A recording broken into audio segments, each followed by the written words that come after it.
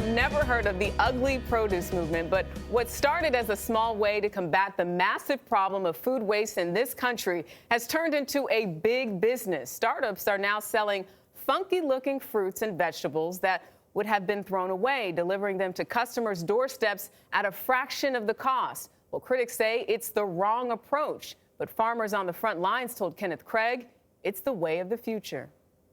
Up here in this area, we got right over 2,000 acres. We met Juan Gonzalez in the heart of California farm country, where about 90% of America's cauliflower is harvested every year.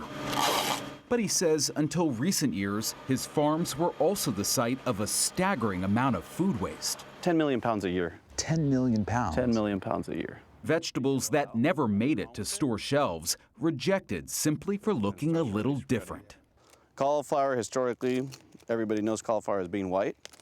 But in order to keep organic cauliflower white, you got to come in, break the leaves or tie the leaves. Keep the sun from hitting this head of cauliflower. So a store will say, this is a little bit too yellow for me. Too yellow up top, we can't take it? We can't take it. Wow. USDA guidelines separate vegetables into grades based on things like size and color. And large volume retailers, including supermarkets, often follow those strict beauty standards.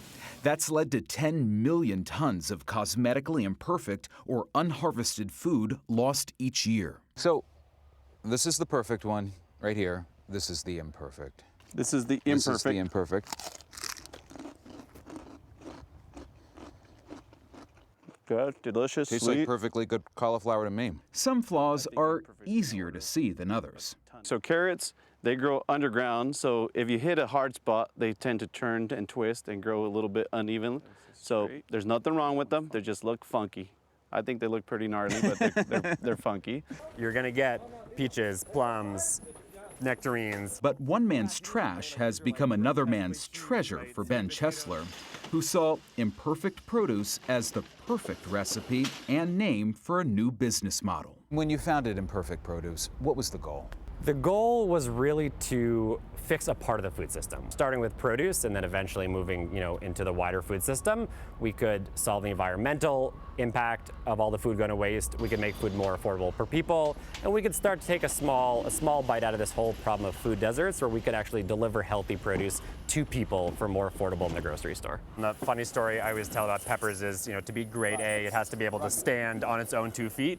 So something that's a little bit like misshapen like this and can't stand up on its own or has a little bit of scarring is not going to make it to a supermarket.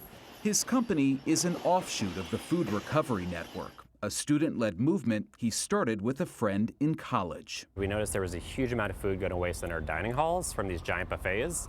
And at the same time, there was hunger in the community. And so we started a student organization to take that food from the dining halls and donate it to homeless shelters, meal sites in the community. And it turned into actually the largest student movement against hunger. In 4 years, the doorstep delivery service has expanded to more than 30 markets and over 200,000 customers, including Caroline Devon's home in Cambridge, Massachusetts. Lemons? And where is the imperfection here? Good question. You think it's this? In my experience, the food has been just as good as grocery store quality. When I look for the imperfections, I'm like, is it really imperfect? It seems just fine, and it's a great price. The mother of two says it's not only saving her money, but also trips to the store. It's nice to think that there's a very small kind of consumer impact that I can make just choosing these vegetables versus choosing the very beautiful vegetables at the grocery store.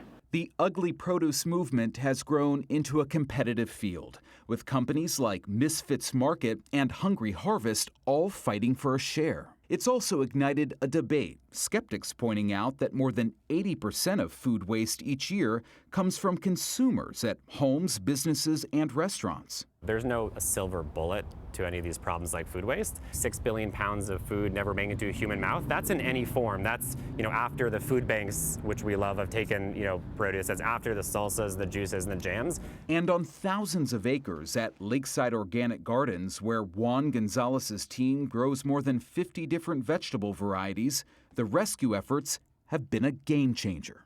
Profitability has gone up. Our employees' production numbers have gone up. The field's harvest numbers have gone up. Everything has gone up. And so it's not only helped the bottom line here, but we're talking about an entire industry, particularly in the state, that's benefiting from this. That is correct.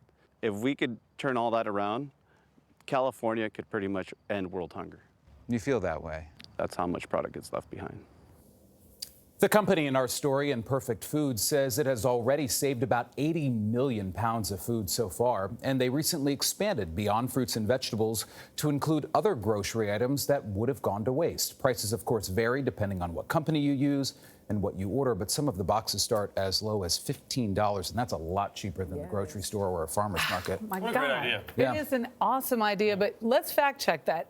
The man said that California could end world hunger. And that's what these food waste advocates say as well. If we used all of the food that we produce in this country, we could solve world hunger. It's not a supply issue, it's a distribution issue. Wow. Even at home, you end up throwing out a lot of food and you Yeah. feel bad about it. And you try to constantly find ways Yeah. to save Make it. something out of it. Yeah. Stuff right here. I just have to say, I've seen plenty of imperfect foods from my local supermarket, so somebody's not following the guidelines. Uh-oh.